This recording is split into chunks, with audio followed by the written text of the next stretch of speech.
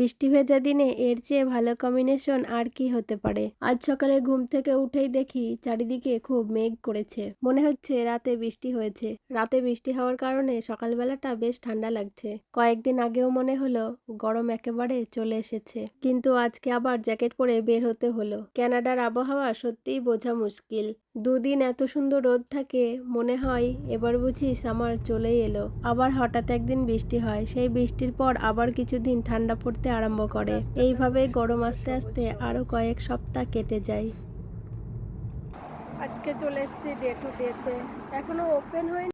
বাচ্চাদের স্কুলে ড্রপ করার পরে আমরা গিয়েছিলাম ডে টু ডেতে।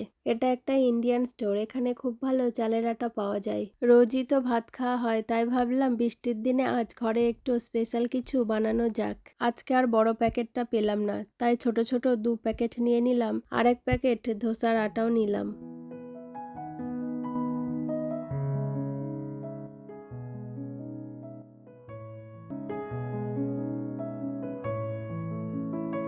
চলো বাড়ি ফিরেই শুরু হয়ে গেল রান্নার প্রস্তুতি। আজকের লাঞ্চে ছিল গরম গরম চালের আটার রুটি আর হাঁসের মাংস।